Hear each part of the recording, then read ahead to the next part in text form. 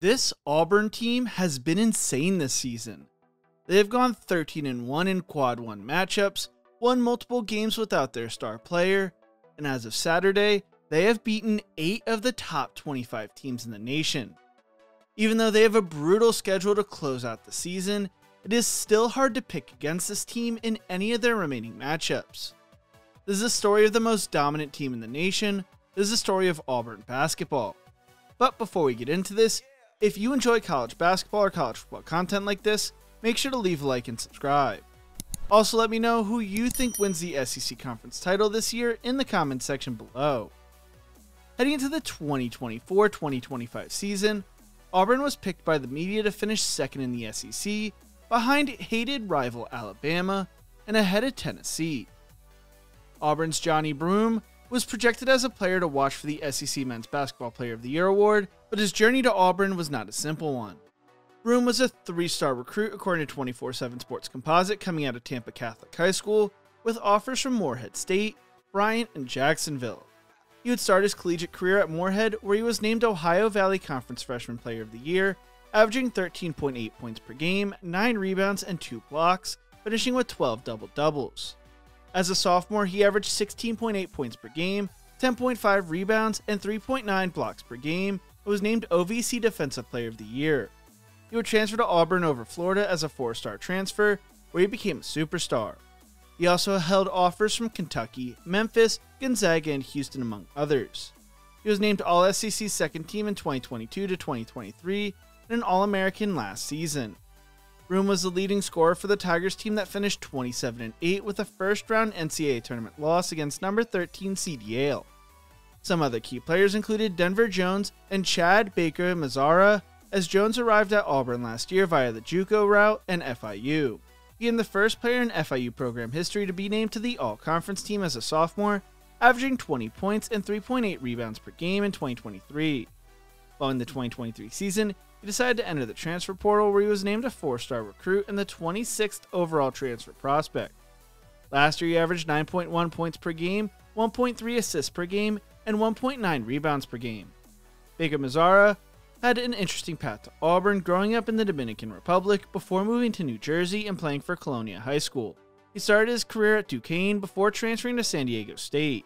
When he transferred to San Diego State from Duquesne, multiple people, including his father, Derek Baker, had been open about Baker Mazzara's lacking the maturity to handle all facets of being a student athlete. A year later, these issues cost him a place on the team.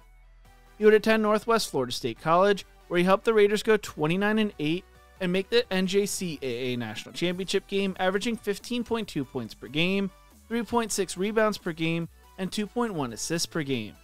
Last year for Auburn, he averaged 10 points per game, and was third in rebounds per game with 3.7, being named to the SEC All-Tournament team. Head coach Bruce Pearl also brought in some key transfers, including J.P. Pegues and Georgia Tech's Miles Kelly. Pegues was a 3-star recruit coming out of high school and started his collegiate career at Furman.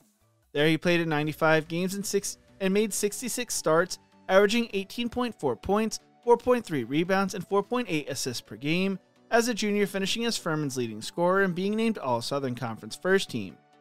Kelly was a 4-star recruit coming out of Stone Mountain, Georgia, and started his career at Georgia Tech. While with the Yellow Jackets, he played in 95 career games and 60 starts, finishing as Georgia Tech's leading scorer last season with 13.9 points and 5.5 rebounds per game. He'd be ranked as a 4-star transfer prospect and committed to Auburn. Other key players for the Tigers included Chaney Johnson and 5-star freshman and Tahad Pettyford. Johnson started his collegiate career at Division II's Alabama Huntsville, where he was named Gulf South Conference Player of the Year, averaging 15.9 points and 6.6 rebounds per game as a sophomore. He led Huntsville to a 27-8 overall record, a regular season championship title, and the regional finals of the NCAA Division II tournament. He transferred to Auburn last season, where he played in 32 games, averaging 4.7 points and 3.4 rebounds per game. Pettyford arrived via Hudson Catholic Regional High School in Jersey City, averaging 20 points, 5 assists, and 2 steals as a senior, being named the number 2 point guard in the nation and a McDonald's All-American. He chose Auburn over the likes of Kansas, Kentucky, LSU, and Maryland, among others. Heading into the season, coming off an SEC tournament title, Pearl told the media that he knew less about this team than many of the teams that he's coached in the past. This occurred even with key players like Johnny Broome, Chad Baker-Mazara, Dylan Cardwell, and others returning, but the Tigers also welcomed 2 freshmen and 4 transfers. Heading into the season, Auburn was ranked 11th in the nation in the preseason polls, while KenPom had the Tigers ranked 3rd in the country. Pearl entered his 11th season as head coach with a 206-145 record.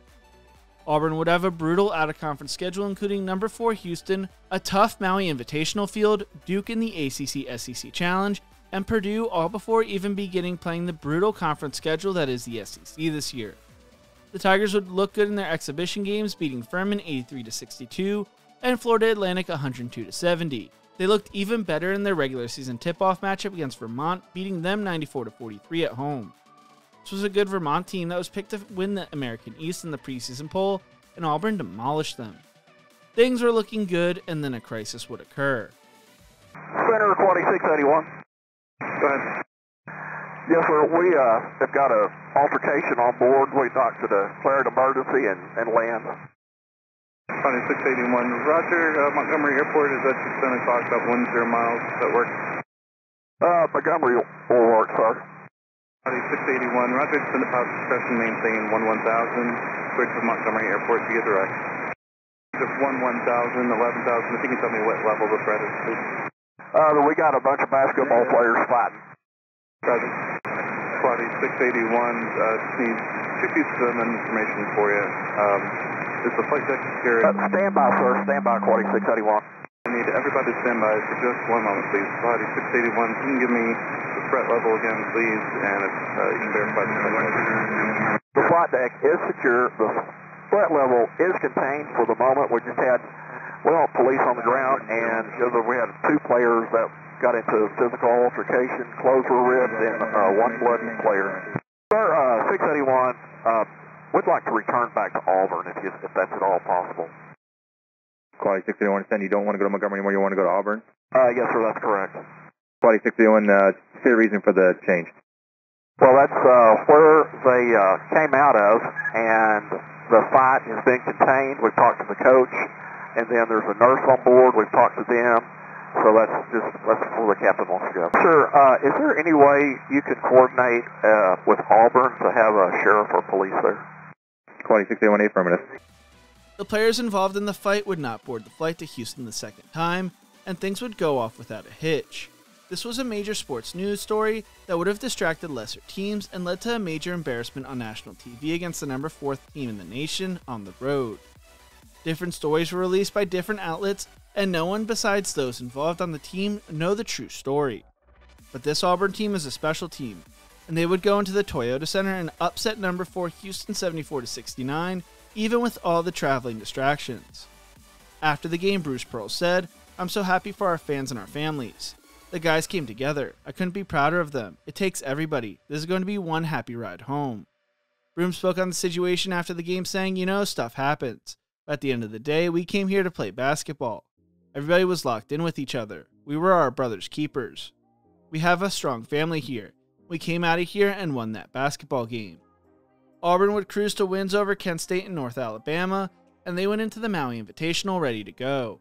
They would open up the tournament with a tough matchup against the number 5 ranked Iowa State Cyclones, where they would have to overcome an 18-point deficit, as Broome would tip in a score with 1 second left to give the Tigers an 83-81 win. Pearl said after the game, "Our kids didn't quit. Iowa State played great in the first half. You could tell both teams were very well prepared. I think they got a little tired. We started guarding them. We came here to make history.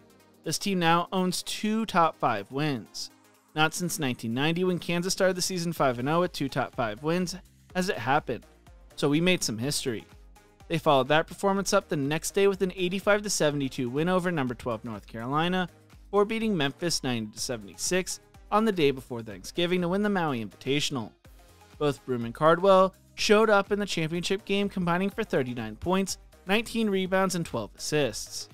After the game, Pearl spoke on the win saying, "Our fans traveled. Our kids were excited about playing every single game. We dominated and we controlled the game. Big win for the program. Auburn's name is going to be in the building forever. We came here to make history, and I'm really proud of our club." They would find themselves ranked as high as number 2 in the nation, or traveling to Durham, North Carolina to take on number 9 Duke, and play in front of the Cameron Crazies.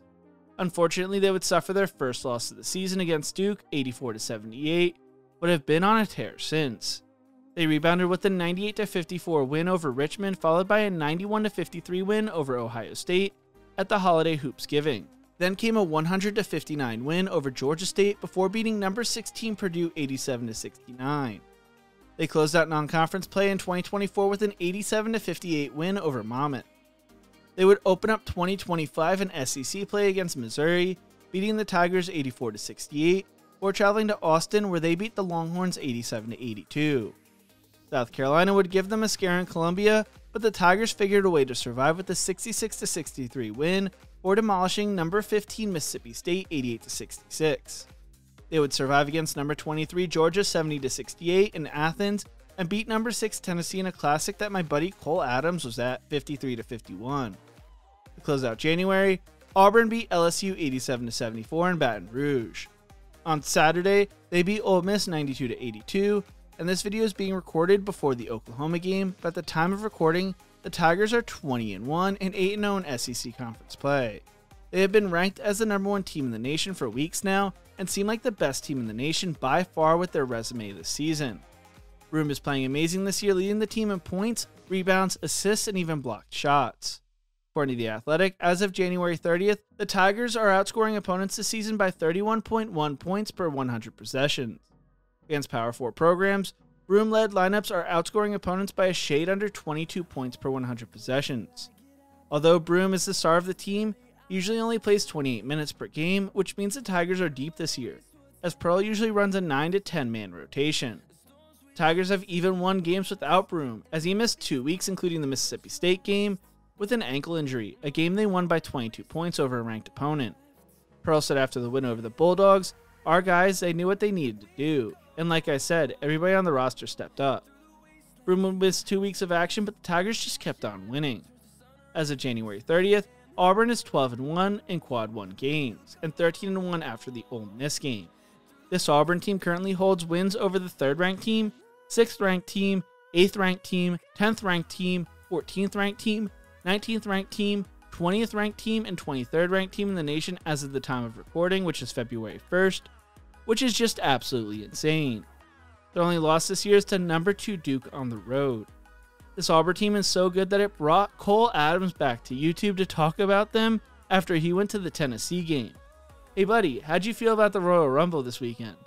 The schedule does not get any easier for Auburn though, as they play number 5 Florida on the 8th, number 24 Vanderbilt on the road, number 4 Alabama twice, Arkansas, Georgia, number 23 Ole Miss, number 12 Kentucky on the road, and number 13 Texas A&M on the road, before we even get to the SEC tournament. The only concern I have when it comes to this team is by the time we get to March Madness, this team could be battered, bruised, and exhausted after a brutal schedule in SEC tournament. But if they could stay healthy and continue to be able to run a deep rotation, this team could go on a run in March, and I believe they should be the favorites to win it all due to how tested they've been this season. While Auburn's football team has left more to be desired, their basketball team continues to be a top-notch program led by Bruce Pearl, and I can't wait to see how they close out the season. What do you think? How far does Auburn go in March Madness? Let me know in the comment section below. If you enjoyed this video, make sure to check out one of my other videos YouTube thinks you will love right here. Thank you so much for watching, and as always, remember to embrace the grind.